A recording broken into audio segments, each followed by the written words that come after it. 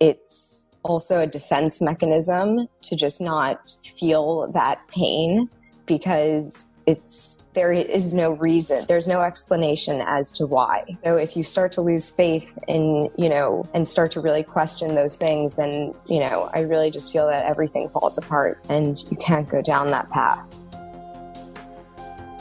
Hello, and thank you for joining me here on Hope to Recharge podcast, the podcast that's designed to break the stigma around mental health and to create some hope and inspiration and give some practical tips to those that are struggling with mental health, whether it's from personal stories to break the stigma or some advice from professionals in the mental health community. Whether you are struggling with mental health on your own or you know a loved one that is struggling, we are here to support you and to create a community so you know you are not alone. The road to recovery can be difficult and challenging. At Hope to Recharge, we believe that in mental health, together is always better. I'm your host, Matana. Thank you for joining me here today.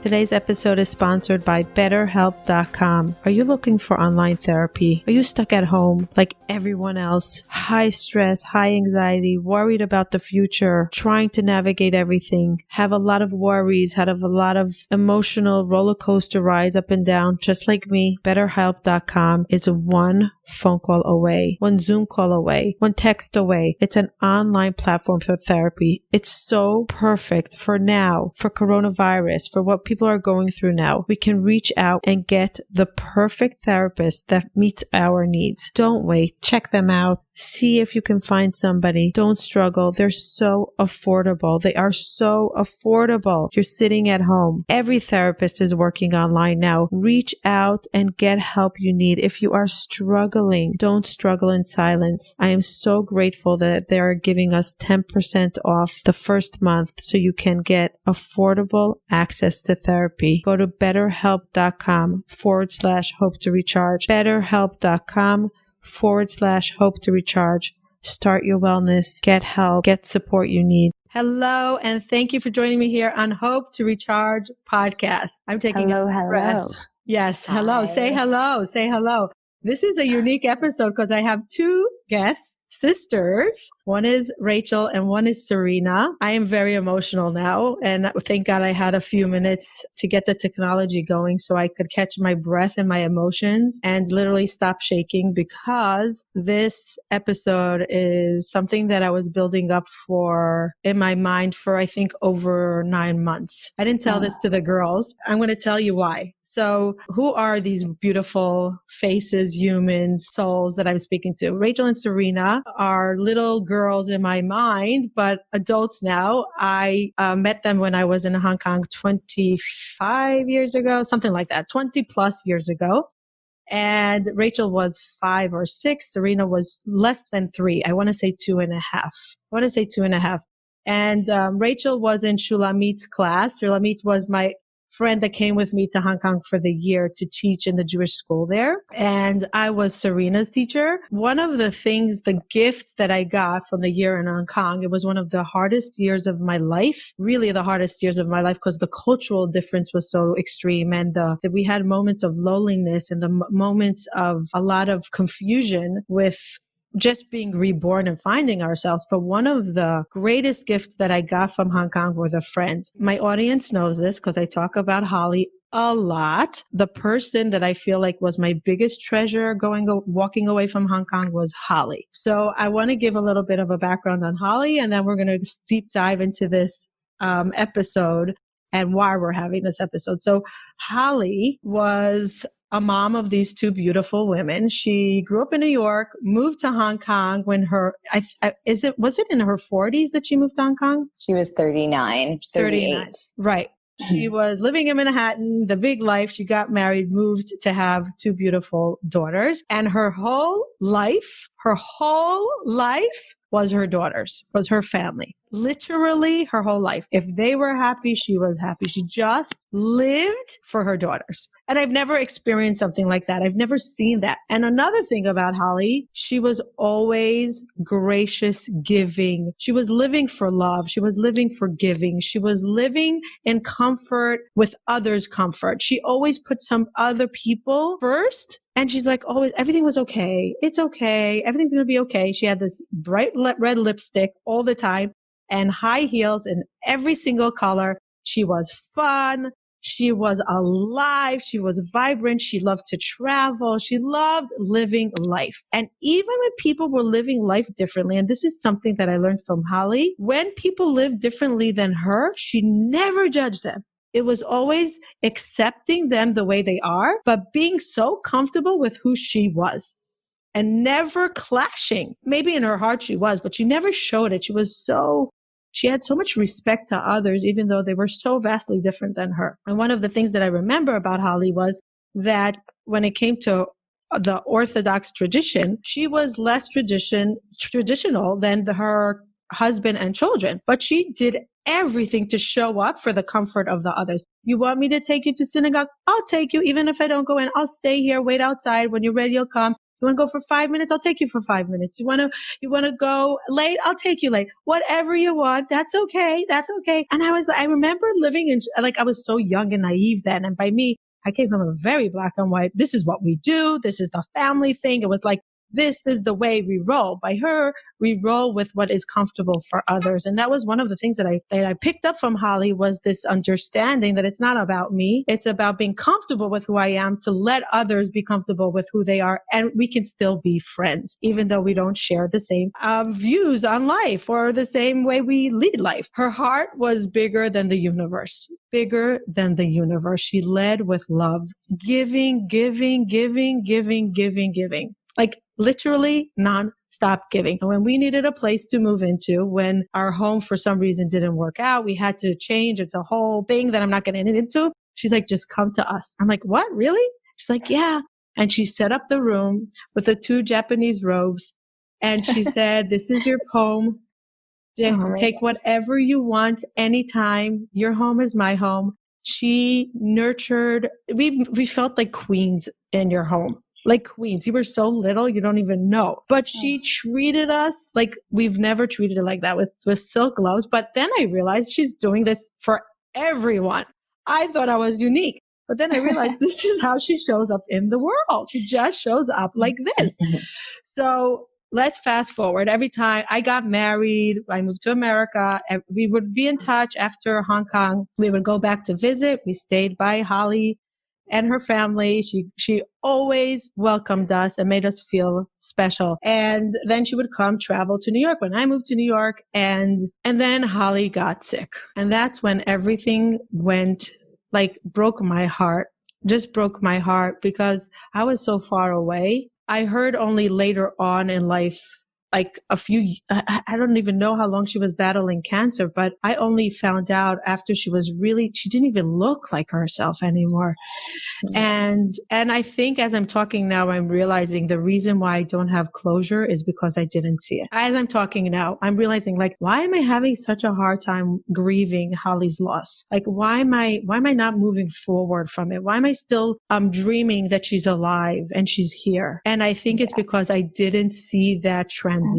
How many years, Rachel, did she suffer from cancer? So she was sick for in total about 4 years. She went into a remission for a little bit, for about a year, but for the majority of the time, she was battling it pretty heavily. She had pancreatic cancer, and stomach cancer, and it, ultimately it just took over. Yeah. So this conversation will be about grief and moving on. And the reason, and 9 months ago, I said, I found a gift that she gave me when I got married. And it was like, it came out just when I started my podcast. I refound it because I moved a few times and I couldn't find it. I was so upset that I couldn't find it. And then I found it and I put it on my countertop in New York. And when I have coffee, we have coffee with Holly in my spot. And I know that I talk about it a lot and people think I'm crazy, but I really feel that she talks to me and I talk to her and I feel her love and her kindness. When I found that, I said, I didn't know that where you were at the time. We lost touch for many, many, many years. After she passed away, there was nothing to bond us because she was the glue to everything. Mm-hmm. She was the bond. She kept things going. She just was that. She was the leader. And then we kind of like, I think the last time I saw you, maybe you were 10 or 12. How old are you now? How old are you? 30. Okay. So maybe you were a little bit older. Maybe you were 14. Yeah. Maybe you were 14 and Sarina was like, maybe she was 12 or something like that. I just didn't know where you were in the world and I was yearning to that connection, but I didn't know if you were able to have a connection without her, if it was too hard. And then when I found that little gift that she gave me when I got married, I said one day, I put that voice out to the world, one day I'm going to interview them on my podcast and come to some kind of closure in my grief with losing Holly, because I wanted to understand how you were able to move on, because I cannot understand how somebody can lose somebody so incredibly special and still have a life after. Like, that's my, like, I don't understand. Where do you put the pain? How do you give yourself permission? How do you move forward without a leader? She was such a strong leader. And she was your cheerleader. She was everything. She was just everything. I know people are listening and thinking like, is she human? I'm telling you, I've never met a person like her. I've never met. Am I saying a right description of her? Right before this, Sarina and I were just talking about, just some of the qualities that we really miss about her, and just that she really was our biggest cheerleader. Biggest. And so proud of you always. Always. I want to share a moment of Sarina, okay, with Holly. So I was her teacher and Sarina was very little. She was 2. She always had a pacifier. Now the school was almost an hour away in Stanley Fort in Hong Kong, an hour away from wherever they lived. Holly would say to Rachel would go on time and Sarina would say, I'm coming later. And she was 2, like so little. Holly would drive her and say, it's okay, even if you want to stay 10 minutes and we'll go home. And I would look at her, I'm like, you drove all the way here for 10 minutes? Like, really? There was one time you forgot your pacifier at home and you were crying. She went back home to get the pacifier so you can have a few more minutes. Not like you're going to stay the day. You hardly ever stayed in the beginning. You hardly stayed the day in school. Like, and she would drove all the way back to bring the pacifier that you should be comfortable for a few more minutes in school. So this is just a small example of Holly, right? Yeah. What a woman. I'm so happy that you have these memories and this is how you remember her, because for us, at least, this is the most accurate picture that you could paint of her. And she was our biggest hero. And I feel like she was to a lot of people. We're going to have a lot of crying in this episode. Yeah. Heads up. All cry. We're going to all cry. Listeners. Yes. This is not technical dysfunction. This is me catching my breath. Yes.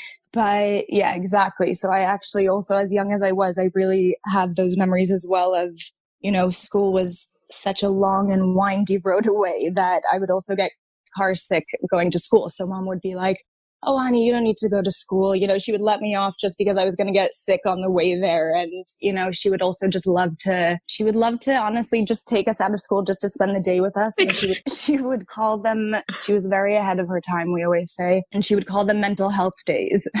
Yes. And just when we needed a break and not to be in school, as young as we were, even, we had no worries at those ages, but she was still very concerned with our mental health always. And she was just the best. Yes, you painted a very accurate picture. I didn't know if it was only me that saw it. And you're like, oh, in the house, she wasn't like that. I'm glad that you saw that as a friend, but as a mom, she, and I don't think that, I remember when I was staying by you, she would have this big screen TV in her room, and she would either watch the news or do aerobics or whatever. And she would bring you your breakfast there and just be so happy that you're happy. Yeah. Right? Just be her joy was your joy. That's it. Exactly. That's all that mattered. But it wasn't, she did live for you, but her entire being was seeing other people being happy. And she was just happy when other people were happy. And we miss that. And I think the world is craving people like Holly that are just so happy for others. Your happiness is not taking away from my happiness. I'll be happy with you because that's that's what it is all about. You're not, just because you have and I don't have, you're not taking away from me. There's nothing that I have that you have that I don't deserve, and I need it because you have it. That her existence was just being happy for somebody else constantly. And that's how she showed up. That's how she really showed up. So what I want to deep dive into now is like how, first of all, let's go into the fact, let's go start when she was diagnosed. The grief of, wait, my mom is sick. My mom is not as strong as she needs to be. She's not going to be, I'm going to have to help her. She's always there helping me. Like, how am I going to do that? So Rachel, what was that like when you first came to terms with the fact, like, oh my God, I have to show up for my mom and be vulnerable for the fact that she needs me when her whole life she was giving to me? Well, I think that when we first found out, it was definitely like everything just came crashing down. It really did not feel real at all. It was just like everything was disorienting for a very long time. And even as much as she was getting sick, she was still always the one that was there for everybody. She was still just making sure that everybody was good. And, you know, it's funny because when she first got sick, actually, a lot of people a lot of the kids, she used to do the lunches at school, and she would just help and make sure that like all of the kids were getting the food that they wanted. And if any of the kids had any allergies, she was just organizing and helping with kids' lunches. So she knew a lot of the kids. And when she first got sick, a lot of them wrote her letters. And when she read the letters, I just remember her saying that aside from when she receives attention from others, she doesn't feel sick. She just feels as though she was going through the motions of something. So in the very beginning, she was still very much herself, I think. And it was like, as much as we were trying to be strong for her, she was also still being strong for everybody else. And I think that changed. It changed a lot over time as she got more sick. But still, even at the end, she would sit, like I would call her in the morning and she would say, oh yeah, so I'm just going for my chemo appointment and I scheduled it, just before lunch so that I can go for lunch with the girls. And then I'm going to go and get my nails done. And she would just kind of say it like, okay, these are one of the things that I'm doing with my day. And she had a very, very positive outlook about it really the entire time. So I think that also was a very big source of strength, like while we were all going through it. Until the end, she was living with literally gratitude and seeing the positive of life. Until the end, in her last days in the hospital, one of our family friends had a little boy. And she said, I already bought the present. She said, I already bought the present. And you need to use this wrapping paper and deliver it to them, instructing us on which wrapping paper to use to make sure that it was the right one. And it's just like so crazy. Right until the end, she was really just thinking about other people. And yeah.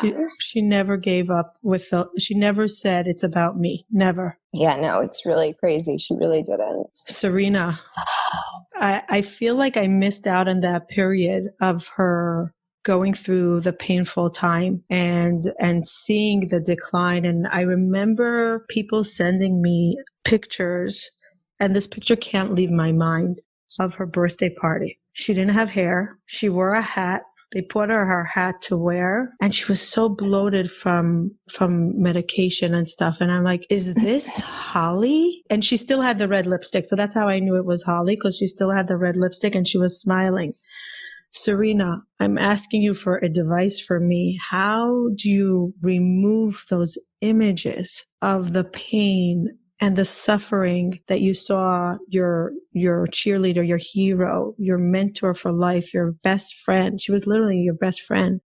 How do you remove those images maybe you don't, and go into the images where she was young and vibrant and fun and running around and just herself, that we want to remember it? Mm-hmm. So I think actually when I do think of my mom, I generally straight away think of her when she was cancer. So before she was sick, and it's funny because I think I always think of her when she was around 52. And it's funny because when I was young, I think I was 10 at the time. And that was my biggest complex, that my parents were that old. I always thought it was very old. And from once my mom turned the age of 52, I would always just tell people she was 52. I didn't want to say she was any older.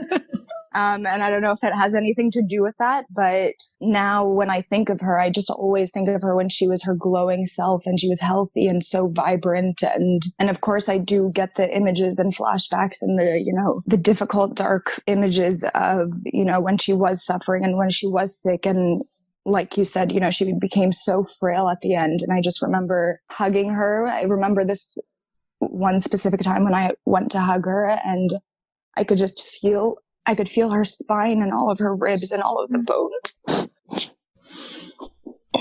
And of course you have those memories, but, and I think sometimes you have to kind of go through those memories and you have to feel it out. And other times you're not really not necessarily ready, or, you're just not ready to go down that kind of thought path. And you do just have to kind of block it out. There are times when I do just have to kind of distract myself from the thought, and it really is crazy, but Rachel and I speak about it, and this year marks the 9th anniversary since she passed away, which is really unbelievable to us because it still feels like it was just yesterday on one hand, and on the other it does feel like it was a very long time ago. But as long ago as it was, it is still a very deep,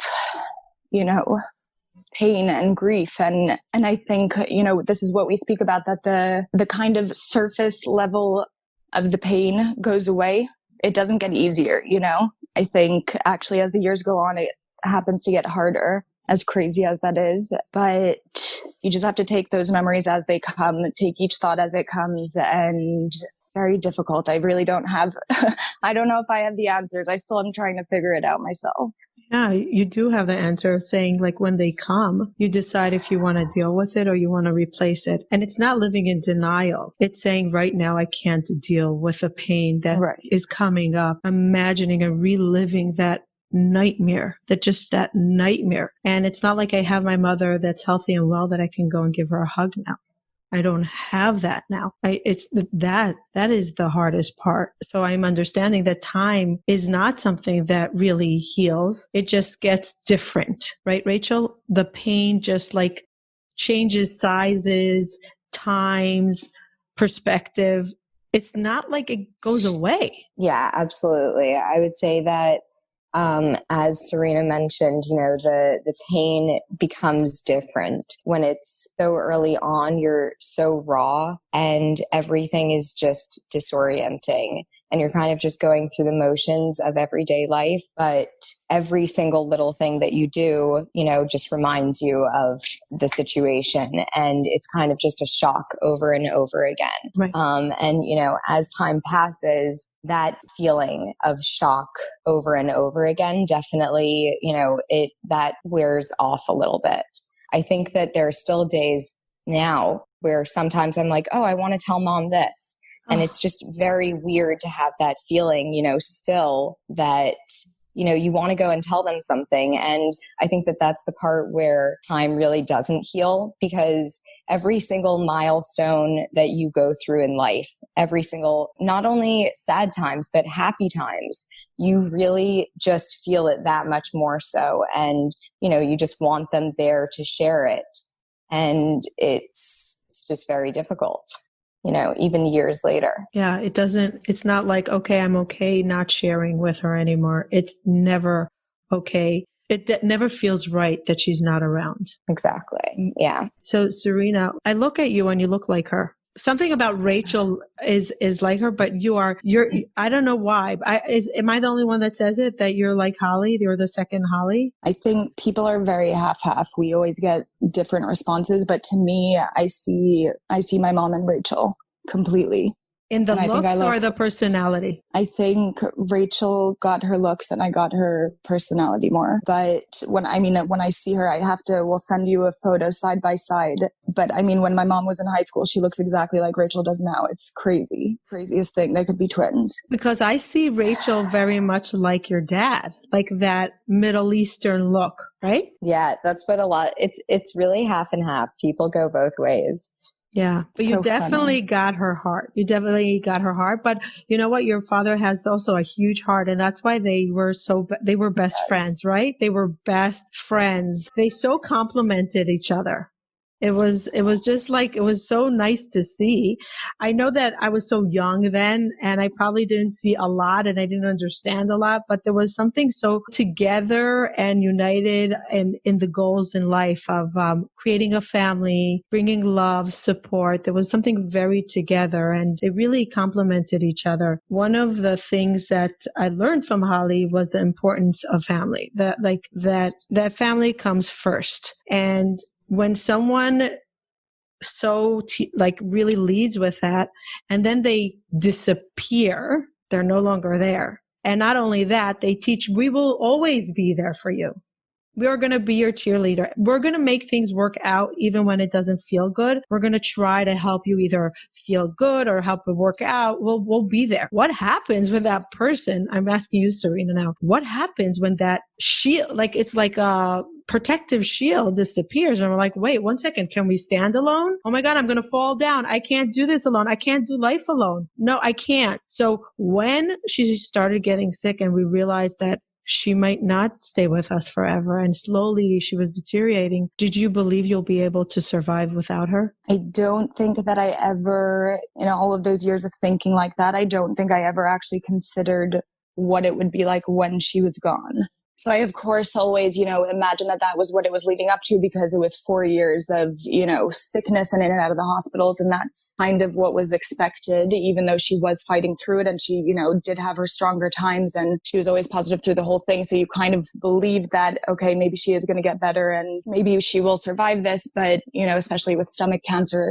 it wasn't the case, unfortunately. But I just also remember at a very young age, I remember saying I just had this fear, and I remember saying to Rachel, what if mom or dad dies? And I don't know, I must have been 7 or 8 or something. So it was long before she ever got sick. And I think I kind of always had this, it wasn't something I thought about all the time as I was growing up, but it was, that was just something I had a thought in my mind as a kid. So I feel like when she did actually get sick, it completely shocked all of us to our core. And I didn't, it still took a lot of time to comprehend, and it still was a complete shake to our world. But I think I got lost in this question. Did you think that you'll be able to survive without her? No, it's okay. Did you believe that you would be able to survive without her? Or when it was coming to the end, or even after she passed away, did you say, okay, forget it. I can't do life without her. I'm done. I mean, I don't think I ever have that thought. I think I just always think, even today, I just always wish I was with her. Yeah.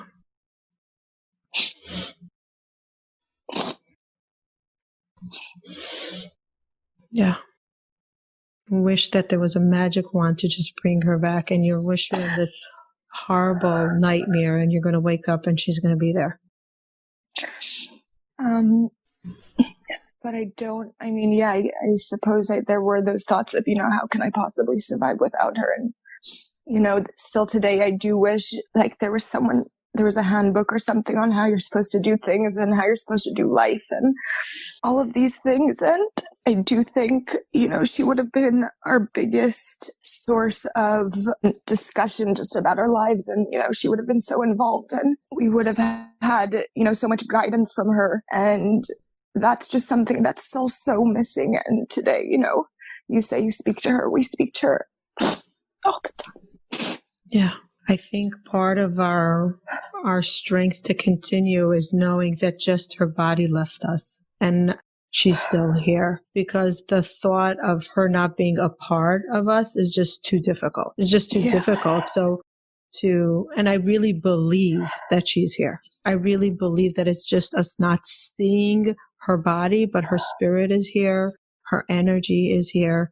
she's working magic from above. We definitely believe that. Right. And it's just sad that we can't hug her and we can't see her and we can't feel her laughter or hear her laughter. Just the comfort of knowing that there is an energy, that it's not an ending. For sure. Right? That that life continues, that her life continues, her legacy continues, what she put into the world continues, and it's going to continue forever. Oh, definitely. Amen. That's what we hope. That's what we try to do every day. And we always say that, we always speak to her and we always do think that she's with us and we feel her energies and, we do get messages from her and it's the craziest thing. But when you do see something that is so Holly and that she's speaking to you, it's the most amazing thing. And so yeah, her energy her soul is definitely here. It's within us and it's, I think, within everybody that knew and loved her, because she really did leave such a strong impression on everyone in her life. It's crazy, but it's beautiful.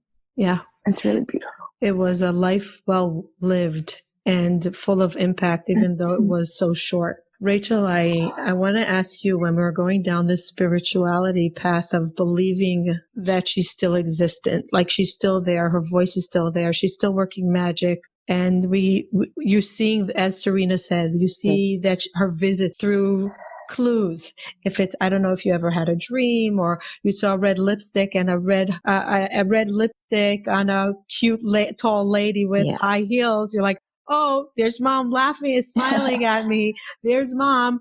But going back to spirituality, you're a very spiritual person. You're a very God-fearing person. You believe in divine. You believe you really live with spirituality. What happens when our spirituality, when our core is shooken up and you're like, wait, she was such a good person. Why her? Did you ever question that? Like, why should she suffer when she's such a good person? And why'd you take her away from us so young? The whys, all the nonstop whys. I think that, excuse me.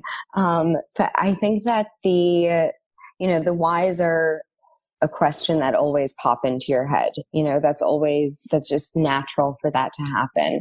But I think that for me, when those kinds of questions pop into my head, I immediately just put up a guard and I can't go down that path. Because if I start to question, and really truly believe those whys, then, my whole world can fall apart. And then you start to question everything. And that is not, I know that that's definitely not the way that my mom wanted, that's not the way that she lived life. And that's not the way that she would want me to go on living life.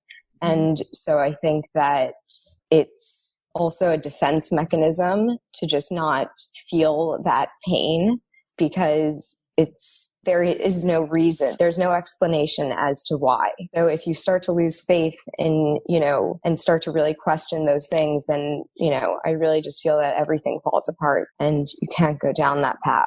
So David Kessler writes in his book, I don't know how much work you did with the literature part of grieving, but he wrote a book on finding meaning, the 6th step of grieving. There was a book before the 5 steps of grieving, and after he lost his son in a tragic moment when the son was 20, he realized that everything he knew about grief was wrong. I mean, not wrong, but it didn't end there. He said there has to be a little bit more. There's anger, there's denial, there's sadness, there's all the stuff. And the last step is meaning, finding meaning. And that is the ultimate place to be able to lift the grief, that pain. Grief is always there. The pain is always there. Like you said, it's changed. Sarina said it so beautifully that it might feel differently, but it's always there. It might not be as intense, but you yearn more for her as life goes on. So it just changes a little bit. But that finding meaning gives you the energy to continue. That's the energy booster. As you said before, she would want me to not go down the path. She would want me not to find that destruction and to say why. She would just want me to continue life like she did. How do you find meaning? If you do, I don't know if you do, but how do you create meaning within your grief It's really crazy that you say that, because I actually did not. One of our friends' moms tried to, be supportive and actually give us a book to help us with grief.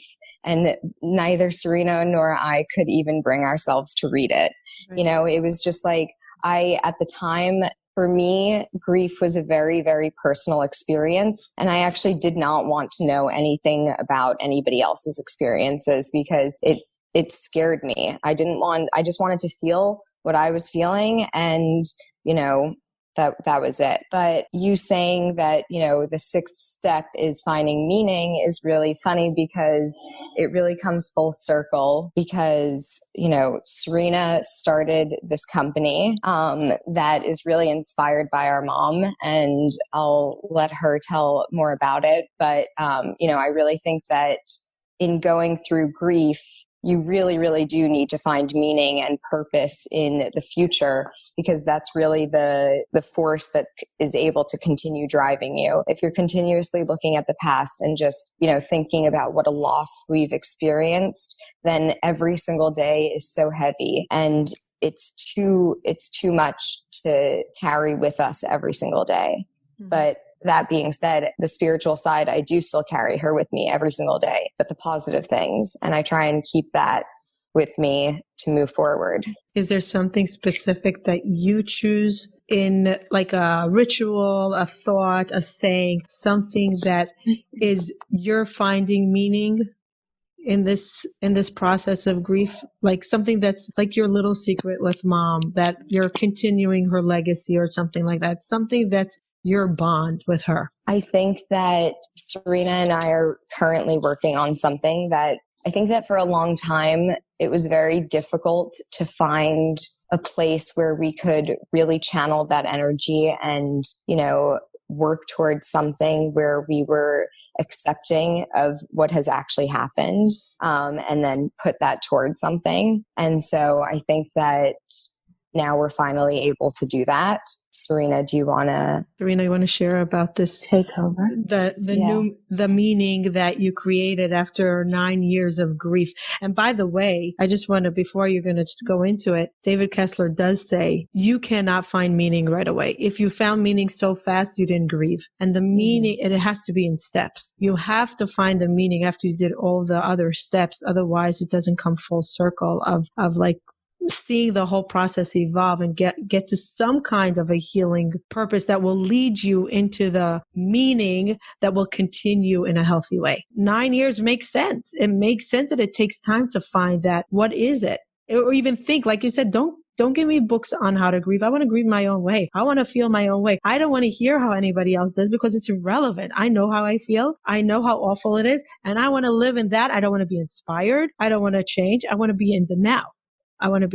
And look, you listen to your inner voice, and it naturally took you down that hidden GPS road to the meaning that you created.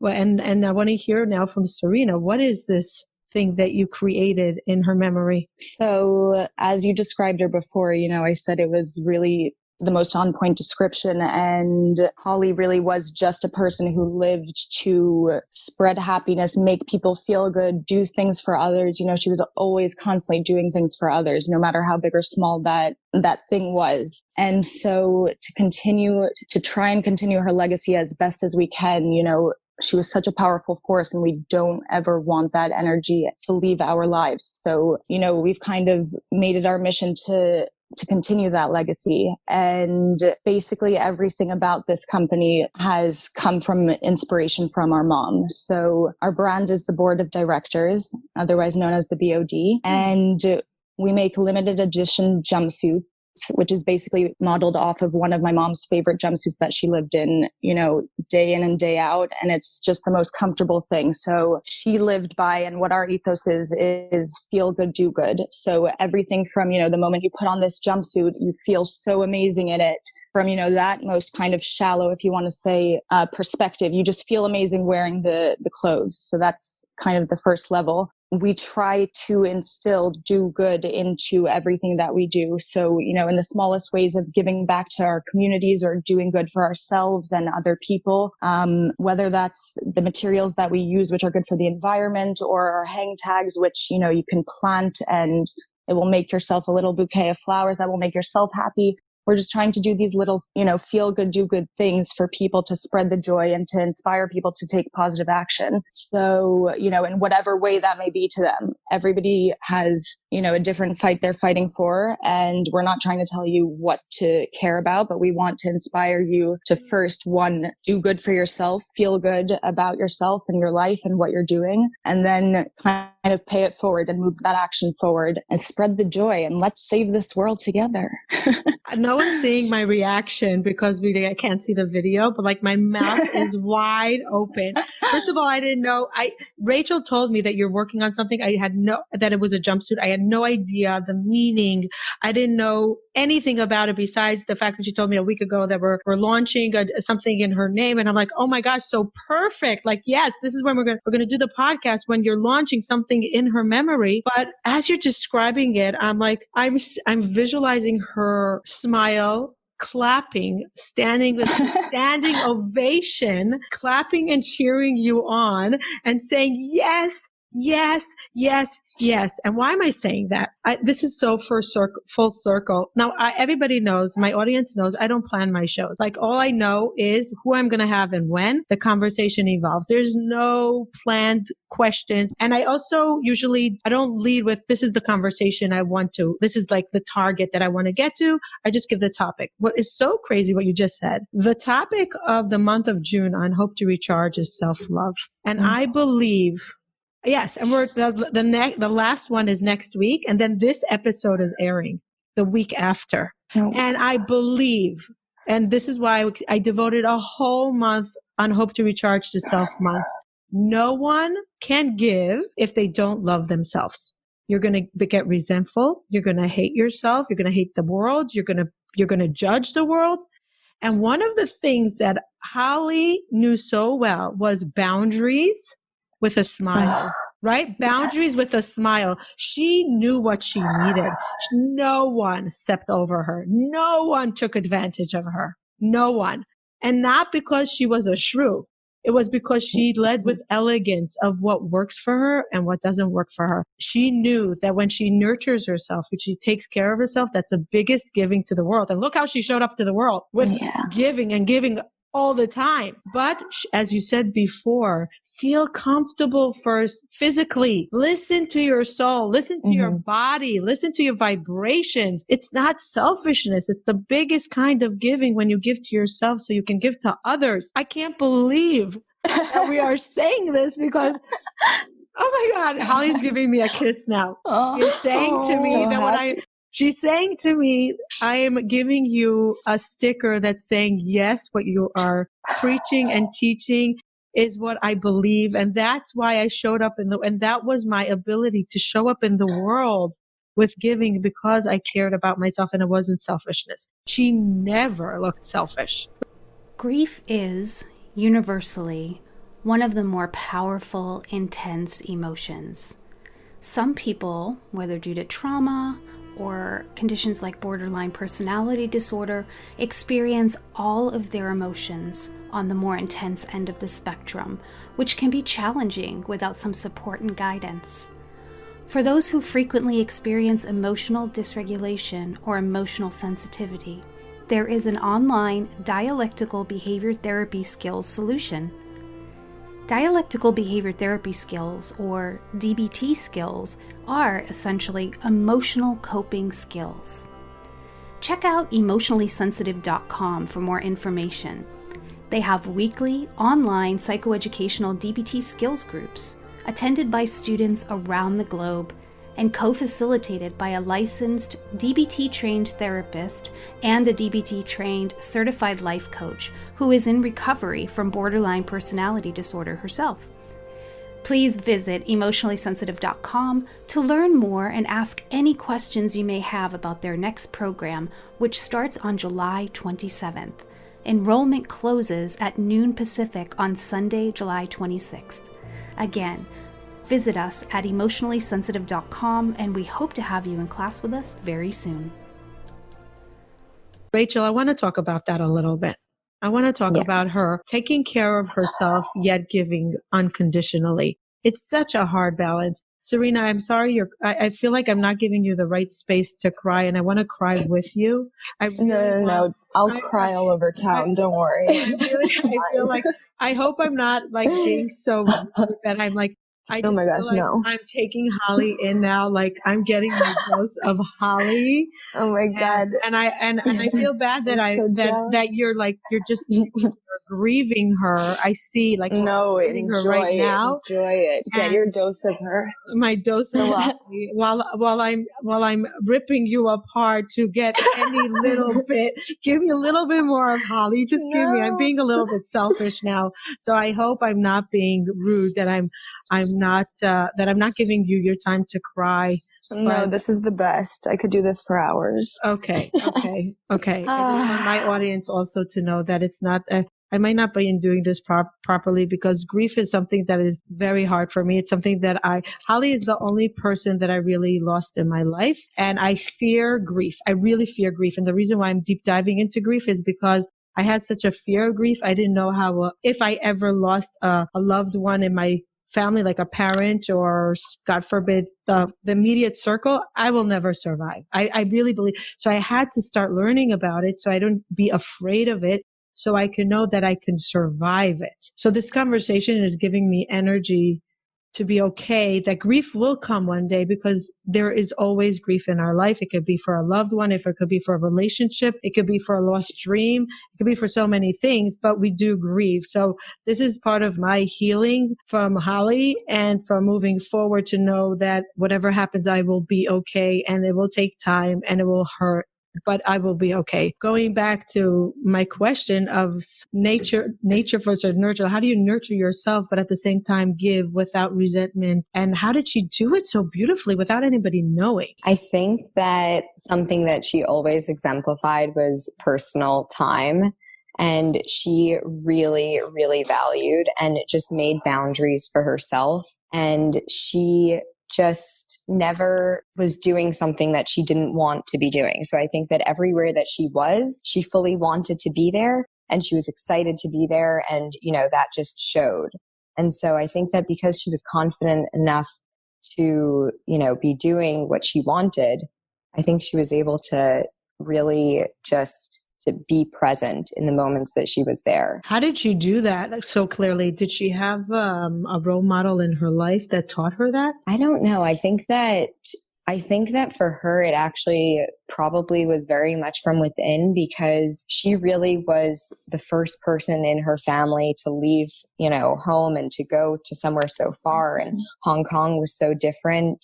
And I think that just from within her, that was something that was very, very strong, because her family was very, traditional, just, from New York. And that was very out of the world for them. Right. But she, correct me if I'm wrong, and we don't have to publish this part, but she does or did have a brother that was not well that she always took care of. Mm-hmm. Yeah. So she had a younger brother who was...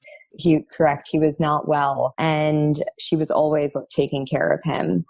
He lived in Florida. He unfortunately has since passed away. Yes, but she was always taking care of him, and she just found a way to always be taking care of everybody. But at the same time, making sure that she's strong enough and never saying yes to something that didn't feel right to her. And I think the biggest visual for me was her driving to synagogue and dropping you off, but not going in because it just didn't feel right to her, even though she was one of the only people in the community that didn't go into synagogue. But she would, right? It's amazing because that entire situation, yes, I remember that very, very clearly. Our dad, went to synagogue every Saturday, and he wanted it for us to go with him, and she didn't want to go. And so she would drop us off. Right. And then she would pick us up later. And that later actually evolved into, eventually she came in to synagogue and she would come with us every Saturday. And she would sit with us. And when they would be passing out the Sidur, she would just, politely say, thank you, but I'm okay. And she would sit there and smile. And she would actually oftentimes be offended when there were like other ladies sitting behind her chattering. She would just sit there and sit quietly, politely, because she knew that it made my dad happy. But she was never faking it. She was never, opening the book and, doing it for anybody else. She politely declined every time. And for years, she didn't do it when she wasn't ready. That exactly. was, like she came when she was ready. I'm not going to go because you're telling me to go. I'm going to go because I'm going to come to acceptance of the fact that this is what I want to do for you. I think it was a fine line, actually. It was like, it got to a stage where we were old enough to say, hold on a second, Mom, why are you dropping us off here and not coming in? If you're not going in, we're not going in. So what happened? When it got to that stage, my dad was like, there's absolutely no way that they're not coming. So if they're going to come, you've got to come too. It was a decision, and she wouldn't give you, do you understand what she did? She said, I'm not going to take the girls away from their dad. I'm not going to give up on that relationship and that importance. I'm going to say, okay, I'll go in. I'll be respectful. I'm not going to pray. I'm not going to pretend that I am them, but I'll be okay. I'll come to a decision, but it's also boundaries. I'll come to a decision. I'm compromising myself for the relationship of the girls of the dad, which is the ultimate love that I want. Exactly. And it wasn't out of resentment. It wasn't out of resentment. It was out of a clear mind. I'm going to do it. And when you know what strength it takes to be the only woman without the prayer book in your hand when everybody else, and for years she wasn't coming. So suddenly she's coming and she's not even doing what everybody else is doing. Do you understand the strength, how strong she needed to believe in herself and what she's doing is right in order to be okay with it? Sarina, you're shaking your head, right? Crazy. She was the ultimate woman, championess, and crazy. Yeah. And it's unbelievable. I mean, but that story of the driving to shul, to synagogue, like that represents her. And she wasn't like, oh shoot, I have to drive my daughters to synagogue now. I want to be on the beach on Saturday. It was her pride. And this is what she used to say, I get to do it. Yeah. You had a driver. And I used to say to her, why is the driver not going back and forth to school? She's like, I get to drive my daughter. I get to spend time with her. Why would I want my driver to do it? That was Holly. Like really, but she knew the fine balance of finding what she needed and pampering herself. She always looked put together. She always looked elegant, tall, skinny, heels, funky as funky can be. Color, bright yellow heeled shoes with tiny little random socks that went with whatever she wore, right? And with the red lipstick that was on any can of Coke in the fridge. Do you remember this? Do you remember that she used to have so many cans of Cokes in the fridge? And how did we know which one was Holly? The one with the lipstick on it. Like she left her mark. Right? She left her mark. And I used to call it Holly's kiss, because she left her mark everywhere. I want to share a story that you don't know about. And when I come into different paths in life, when I'm in a phase of what should I do in terms of giving, I think of this and I really pay it forward in the name of Holly. You don't know how much she meant to me. Like, you don't understand the magnitude of how much she meant to me. So when we ended the year in Hong Kong, I think Sarina was 3 already and Rachel was 5 or 6. And we were living in your house and we did a ton of shopping before we left. We were going home after a year. And at the time we were allowed to have 2 suitcases to take home. And I remember, Elfax gave us gifts from the electronics, and your father gave us bags and suitcases and stuff. Everybody gave us the goods from their business. And we were so excited. I was the poor girl from Israel that had nothing. So the smallest thing going home was like the biggest joy for me. And every penny that I made in Hong Kong was like for my future. Like I was excited. So that's why I was so grateful that your mother took us in and she was pampering us, that we didn't have any expenses. And she took us to the airport and we both had 2 humongous suitcases that must have weighed each one over 100 pounds. Now we didn't have any money because either we sent our money back to Israel or we spent the rest what we had for that time. And we were stopping off in Thailand for a few weeks. And your mother did everything that we should be comfortable. And we come to check in and the guy is looking at us. They're like, it's going to be $400. Like now 25 years ago, $400 was my salary. That's what I made $500 a month. That was a salary. And it was for each one of us, me and each one. And we look at each other and I'm like literally like a ghost. What the hell am I going to do? I need to get this stuff back. What am I going to do? She went behind the counter. She gave the credit card and she's like, I'm going to work it out. And like seamlessly, she's like, I don't want you to have any, like I'm talking to Shulami trying to figure it out. And she just took the credit card out. So I $800 25 years ago. And she's like, it's all good. It's going to be okay. Just have a safe trip. Don't worry about it. And I remember like being stunned. Like I've never experienced such generosity in 2 seconds. And all she wanted was, don't pay attention for the fact that I gave you $800 now. That's not about that. I want you to go off and be okay and have the best trip and not have to worry about money. Is that that was Holly. That's how she showed up in the world. And now that we don't have Holly here with us physically to swipe the credit card when we're at a loss or just say it's going to be okay or give us that hug. You know what we have to do? We have to pretend that we're Holly and remember that if she's not here to do it, we have to do it. We really have to do it. And that's why, Sarina, your thing is exactly that. Be kind to the universe. Pay it forward, right? Pay it forward. Be that.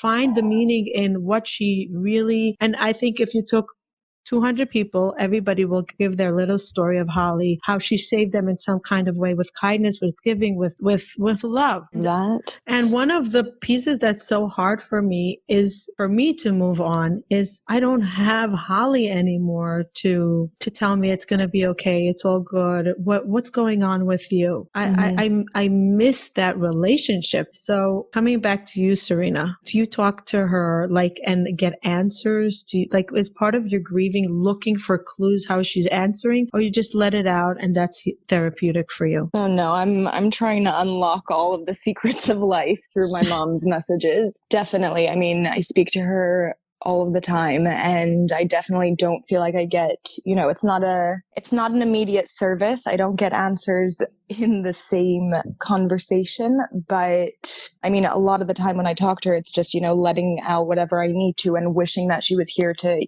hear what she had to say, because I'm sure her advice would be golden. But I have found, I think when there's stuff going on in my life and it's not all the time. It's not a guaranteed service, but in times she will just send me these messages that I really can tell are from her. And, sometimes it's not crystal clear, but you can feel that it's her. And I know there are people that don't necessarily understand that. And until you do open your mind up or, unfortunately it happens a lot. Only once you lose someone that you do start getting these messages. I of course don't wish that upon anyone, but you do have to be open to it and they talk back. Right. Right. You get those little sparks. What was the latest one you got? If you want to share. I'm trying to think now. While I think of it though, I do just want to give my dad a shout out because you did mention it's so funny because I was just thinking, it just shows how energy works. Oh my God. As you're talking now, I was saying the entire time we didn't give enough attention to your father because he was really the patriarch. Is it patriarch or matriarch? What's the word?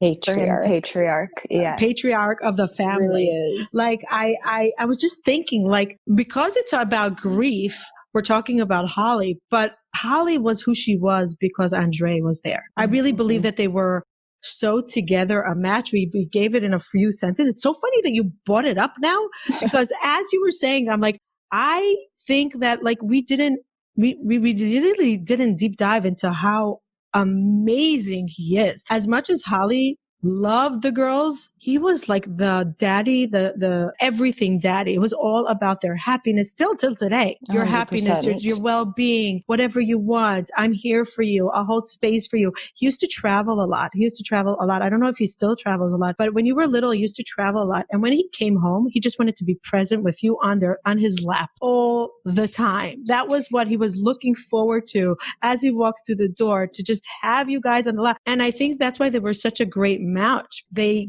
got that. They had the same vision of what's important in life. Their core values were aligned. So yes, Sarina, thank you for giving him the shout out as I was thinking about it. But it was your mother, by the way, coming down and saying, don't forget daddy. Do you call him daddy? We call him a few things. We call him Papa Joe, Pop, Dad. But he really is, he is our biggest supporter as well. And he has always been there for us, and he continues to be in every single way today. And it's funny that you mentioned that you remember he was traveling a lot for business when we were younger, because that was the case. And a lot of the time, or, for that period of childhood, for a few years, it kind of felt like until our mom passed away, we really didn't have such a strong bond with our father. And, he was always there for us, and we always had such a loving family. And it was always we were a tight knit family. But once our mom passed away, we really did become,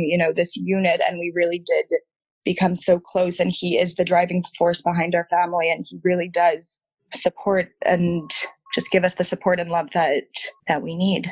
And I want to add to that whenever he gave you a great life, like he worked so hard for you to have fun with your mom. And not many people work hard and are so happy when they stay behind. He was so happy when you went on trip and you were having a good time. He was like, great, have a good time. And he was living vicariously through you with your mom while he was working so hard. And all he wanted was that you should have a good time and a good life. And he can give you endlessly. And when he could join, he was so happy to join.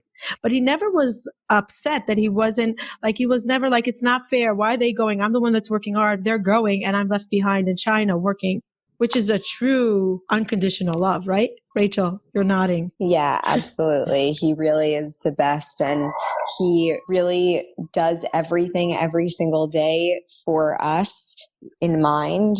And is definitely exactly like you said, he was never resentful towards anything. He very much took it as, I'm more than happy to be, providing this life. And, he wanted for us to be going out and doing things.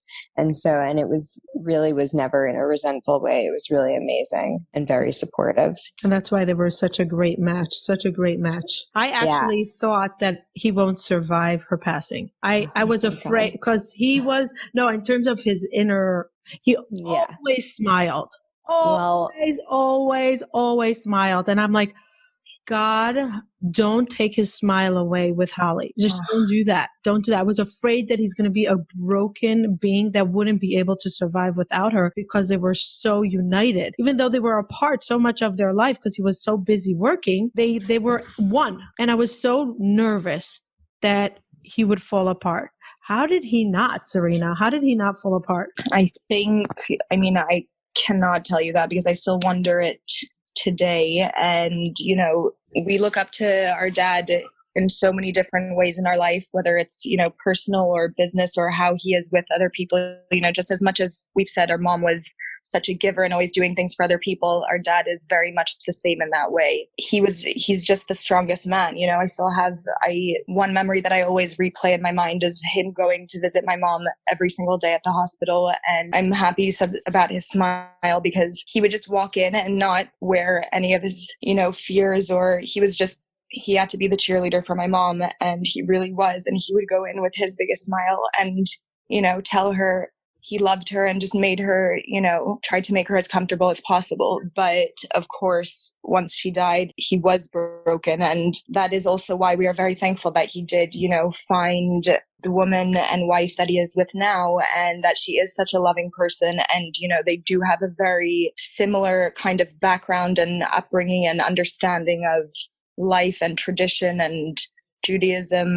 So for that, we are so thankful. And, we couldn't imagine him not being with anyone. And like you said, just being broken that of course was a huge fear of ours as well. And I also think we kind of mentioned it before, but I think he just doesn't dwell. He remembers our mom every minute of every day. And of course he tears up and we speak about her all the time, but he is constantly looking forward and living in the now.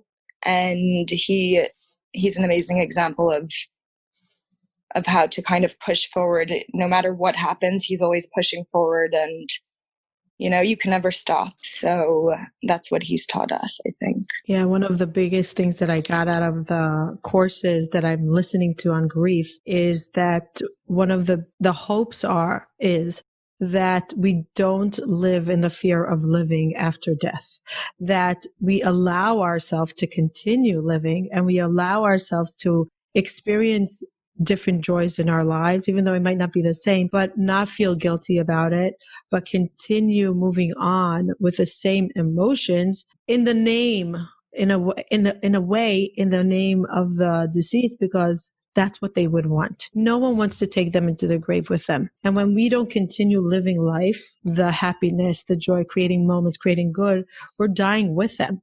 So basically they killed somebody when they left. Mm-hmm. That would be the worst thing for the person that didn't have the opportunity to continue living. So part of living and what your father is doing, what you're doing, you're continuing her, and without guilt about it, because she would want that. Right, Rachel? Yeah, absolutely. When she was passing away, Sarina and I were both in college in the States, and she was in Hong Kong. And so when our dad called us and said, you've got to come back to Hong Kong, she's really, really sick and it's time for you guys to come back. And I just remember at one point, I was supposed to go on a trip to Mexico with my friends in a few weeks later. And I arrived in Hong Kong, and Dad said to me, after she had passed away, he said, Mom wanted you to sit Shiva, and then she wanted you to go to Mexico. And I said, I can't go to Mexico. There's absolutely no way. I just can't, move on and try and have fun after this. Like, how can I possibly do that? And especially also in Judaism, in the first 30 days, you're really not supposed to do anything. And I couldn't imagine doing it. And my dad just kept saying, Mom wanted you to go, and you can't. The last thing that she wanted was for you to be sitting here and losing your own life over this. You need to go, and you need to pick yourself up. And of course you need to grieve her. And I cried the entire trip, but at the end of the day, I cried the entire trip, and I was in Mexico. Mm-hmm. And, it really I remember just from that time that her saying that and giving that instruction was really just a way that I modeled off of that, moving forward, and just knowing that it was okay to grieve, but also okay to move forward, which she allowed that acceptance. And she gave the instructions beforehand that you didn't have to figure it out alone. Just exactly. Like that baby gift before she passed away. Which wrapping paper? What wrapping paper are you going to use for your life? You're going to go to Mexico. You're going to have a good time. It might not feel good at the time, but this is what I want you to do. These are the wrapping papers that you should use in life for your heart that's broken, for your emotions, for just continuing walking through the grief, experiencing grief, but still not living in the fear. Am I not respecting her by living? She said, the biggest respect that you will have for me is by experiencing life. Is that amazing? Yeah, exactly. Amazing. Just amazing. And one of the things that I keep on thinking now, it keeps on coming to my mind in the conversation is, and this is a very hard question, and I don't even know, maybe I'll give it to both of you, and I'll start with Rachel, and then Sarina, you'll give me your answer. We all understood, like from this conversation, how incredible she was and what a loss to the world it was, especially to the family members. Like, the loss of not having a mom like that is like, in a way, you're like, the only time that I'll really feel comfort is the end of my life in 120. Like, there's never going to be that whiteness in my heart. It's never going to be full. Never. It might feel different. It might feel less painful, but you can never look to a time that pinch, that hurt is not going to be there. So where's hope? Like, what is hopeful of knowing that for the rest of your life, and this is a very hard question, but I'm struggling with it. And maybe you can give me insight, and maybe you don't have an insight, and that's okay. For the rest of your life, you know that till the day you die, till 120, you're going to get married, and God willing, you're going to have children, and you're going to marry them off, and you're going to have a lot of moments. You're going to have that you're not going to have her there, and they're going to hurt so much that she's not there. How do you hope to live life with knowing that life is going to bring you so much pain, and there is no way that the pain won't be there? I mean, I think that is an extremely heavy weight that I do feel, and it is very, very scary. And I felt it many, many times of wondering when she passed away, I always just kept thinking, not even of everything that we were going through, but I just kept thinking of the future times. And I kept thinking of, my wedding and when I have kids and the fact that she won't be there, and how can I do these things without her here? And I think that the only way to push past that is by finding hope and love in other people, because that little place in your heart, it's never going to be replaced. Like, that can never be filled by anything. So you just have to weigh more heavily all of the other love that you have in your life, because otherwise you're just, shutting everything out, and you're just closing yourself off to more. And it's just then too heavy of a weight. And that hole then becomes bigger, and, it's just too much to deal with then.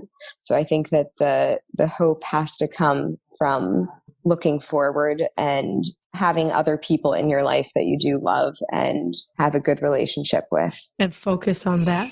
To try to really focus on the positive versus the fear of the pain and experiencing the pain so much. Yeah, absolutely. Yeah.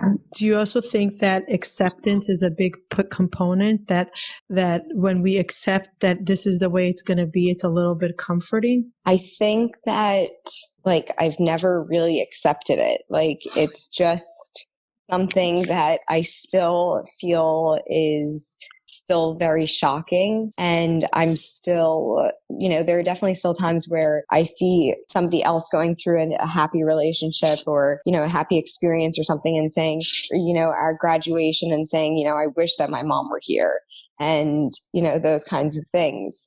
But you can't, that's where, again, the defense mechanism comes in, and you have to close off those thoughts, because you really can't.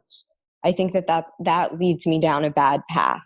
If I start thinking about, okay, a parallel universe where she were here, I can't think about that, because, that's not what we're in. The reality is today, and I would never have chosen this in a million years, but this is today's reality. Right. So in a way, this reality is an acceptance, but it wasn't put into words, and it wasn't like a mindful acceptance, but your coping with it is a form of acceptance. Right.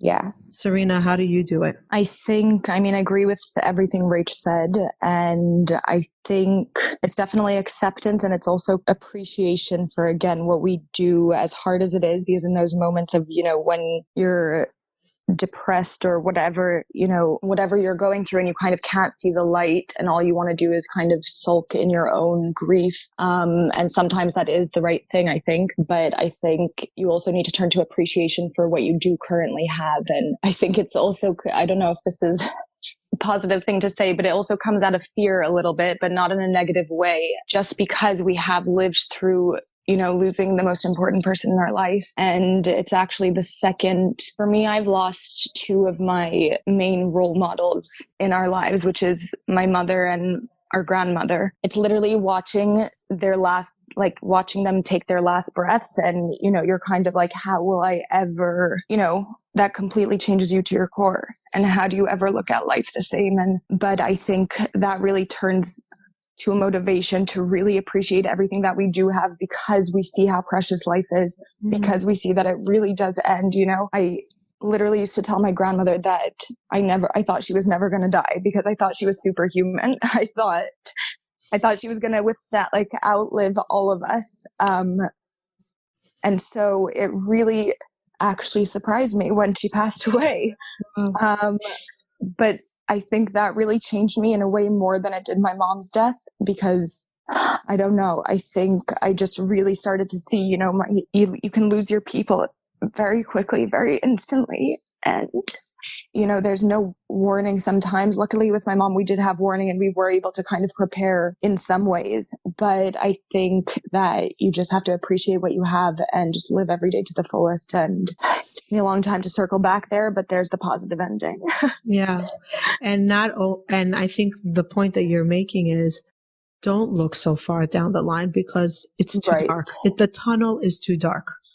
Exactly. Be in the now, right here, right now in the moment. Be grateful for what you have or what you had in the past, that you had an amazing mother for so many years that was your cheerleader, that gave you a foundation to continue and to hold that to the future. So maybe it's the wrong outlook to even look what I'm very black and white. So I'm like, what, my whole life I'm going to go like this? My whole life I'm going to be empty? Yeah, no, it's too much to think about it. It's too black. Yeah, no, it's too, I was going to say, way to stick it in when you asked that question. Yeah. But no, I think you're right. It's too much to think about as a whole block and like just to set a tone for your entire life, because everything is so dynamic and it's too much to think about. Like Rachel said, when I think about anytime I'm at a wedding, and that's very often in Israel, I can't not cry thinking about my own wedding. Right. And it could be also like a fear of like, I don't want to go there because I don't know how I'm going to walk down that aisle without my mom. Like a fear of not wanting to enter that space of pain, even though it would bring so much joy. There'd be so much joy, starting a new life, like continuing her legacy, right? Of life. And that's what she lived for. Again, like to have children and continuing. But the fear of being at that moment and she's not there is a huge fear. So you can't even think about it because it could freeze you into not taking action and moving forward. We're all crying. What a heavy topic. It's a great therapy session. Wow. It's very late at night by you guys, and you're probably going to stay up a lot talking about her and remembering her incredible powers that she brought down to the universe. And I really believe she's continuing from above. I feel it. I feel it when I see her little, like I'll look at a picture of when I was with her and it came up. The other day I was looking at Google Photos to make my mom's 70th birthday.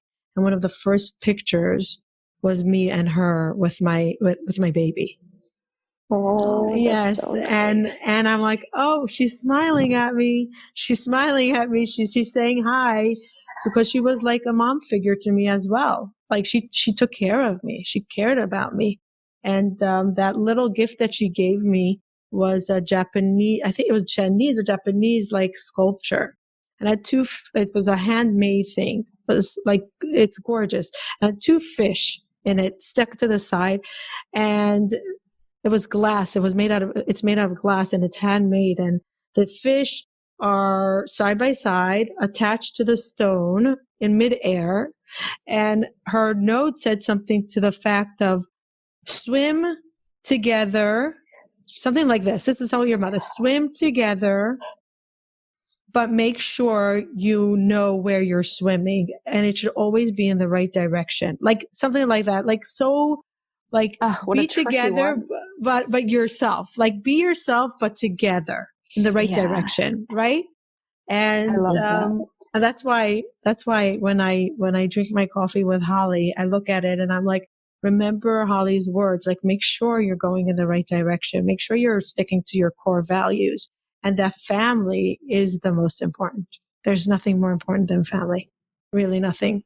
That was like one of my takeaways from Holly. Family, love, happiness. Yeah. It's so nice. Sarina, before we wrap up, what's the name again? You said the board meeting? What did you say? The board of directors.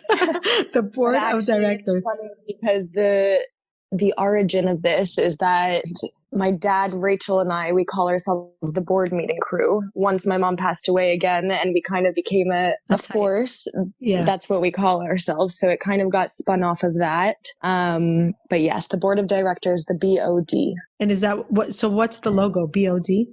Yes. Okay. And where do we find these jumpsuits? So you can go on right now, the-bod.com, or you can also go to our Instagram. It's a little more confusing. It's the.b.o.d. Okay, we're going to we'll link it to them, right? Yeah, we're going to send the link. You're going to send me the link. Wow. And is it online only at the moment? Right now, yes, we are doing some pop-up sales around Tel Aviv. We actually did one last week, and this Friday we'll be doing another one, and we would love to share information on that as well. But yes, mostly online right now. Wow. So you went to fashion school, right? You went to FIT? Yes, I'm a proud fashion school dropout. And what about you, Rach? I went to University of Miami. Okay. But are you also into fashion? No, I was not really into fashion. Sarina is definitely the driving force behind the fashion of the company. Okay. And you're just the cheerleader, the mom cheerleader that's helping along the way? Exactly. Yes, I am. She's doing everything with me. I wouldn't be doing anything without her. No, Sarina is really the driving force. So we make a good team. It's good. Yes. Do you ever fight? Yeah. Oh, yeah. Really? Really? Yeah. We definitely argue. Yeah, definitely. But at the end of the day, we know that, we are each other's biggest cheerleaders. Our mom always used to tell us, it doesn't matter if you fight, you're best friends. And that's really, I think, that the way that we just live. Yeah, that's so beautiful. Is there anything either of you want to say before we go, besides take a lot of deep breaths? A lot of deep breaths, as always. I think we just want to say thank you. It was really just so nice to hear, first of all, to speak with you and catch up a little after all of these years, but to really hear just your memories and how much our mom impacted your life. It's really so amazing, and we're so happy and thankful that you do, not only for yourself, but you use it within your work and you tell your listeners about her, and, you're trying to still spread that message, and I'm very thankful for that. So thank you. It was great. Thank you for sharing this raw, hard moments with me, because I think it was a very big healing experience for me, this conversation, because I didn't see her at the end of her life. I didn't have that closure. And in a way, I really regret it. I really, really regret the fact that I found out so late that she wasn't able to communicate, like really see people. I remember I was speaking to her friends and checking in. And I remember her telling Ari, I'm getting on a plane and I'm going. And I don't want to say who it was. I think I know who it was. One of the friends, and I don't think it's a good idea for you or for anybody. You can't do it. And then I found out that she passed away, and I'm like, I didn't say goodbye to her. That's so not fair to me. I didn't get a chance to tell her. I know that I always told her when I saw her, but to really share what I shared with you now, how much she meant to me, what a mentor she was in my life. How I show up as a mother. When I do good things, I think about her. And I feel like it's, in a way, I know that everything is by divine and there's a reason why, but I feel like I missed out. It was a missed opportunity that I never got to say goodbye to her. Maybe I wasn't meant to, because I'm still having coffee with her. And if I would say goodbye, maybe I wouldn't be able to have coffee with her. My morning coffees with Holly, in my own private way, because it would be too hard for me to imagine. So maybe she's still alive, really, and maybe it's false hope. Maybe I don't know, but even if it is, if that's what works for you, then that is what you have to live. And I think that at that point, those are the points where you shouldn't question why.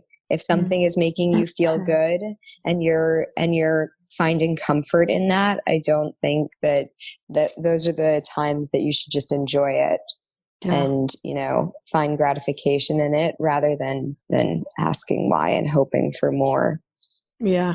Even if it's just to reconnect us and reinstill our relationship. I think, that could even be it. And so much of what you said tonight is, you're saying that I'm so happy that it's helpful for your healing, but you're really helping us also for our healing, because you've said so many things that we haven't heard before, and, your personal individual stories. And it's just always like, I love to hear people talk about our mom. And something you said earlier really, really clicked. Like, it kind of flipped a switch, and I've never thought about it like that, that if you become, or if you kind of stay in your grief, that you're dying along with that person. And I've never thought about it like that. And I don't know, just could be that you're now our mentor. We're going to get through this grief together 9 years later, because, I feel like I saw her yesterday. Really, I feel like I saw her yesterday. And my friends, it's so funny. I talk about her so often. They tell me, I feel like I know Holly and I never met her before. And she's so gone for nice. so long. Even my mother, like I talk about Holly often. She's so part of my existence, especially Hong Kong was such a big part of my life, my transformation in my life. And she was my angel. That it was a hard year for us. You didn't know, but it was a really, really, really hard year.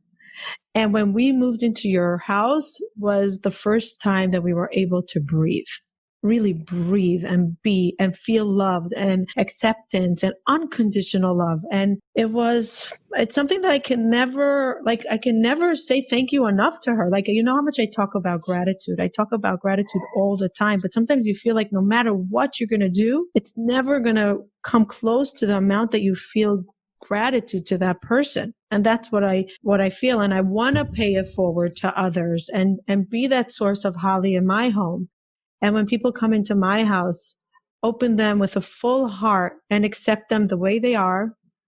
Just accept them and just show love and be cheerful and happy, just like your clothing line. Feel comfortable and pay it forward. Like, it so sums up what she is. So it's really, really so beautiful. And I'm grateful that you gave me this time to spend with you. And I hope we'll have many, many times together now in the future, talking about happy things and some past sad memories that we don't have, Holly, and accepting it, like coming to some kind of acceptance that this is the reality, but find the comfort in moving forward and creating and leaving the footsteps that she left here, like continuing the footstep, continuing the life. Because if we die along with her, it's not fair to her, right? It's not continuing her. So thank you, girls. Thank you very, very, very much. Thank you so much for having us. Thank you.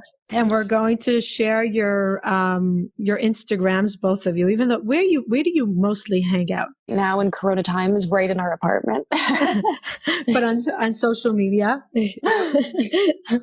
on Instagram. On Instagram, you're both on Instagram. Yes. Okay. That's where you hang out. That's where people can find you. Okay. And the jumpsuit has its own Instagram account. Like, you don't. Yeah, correct.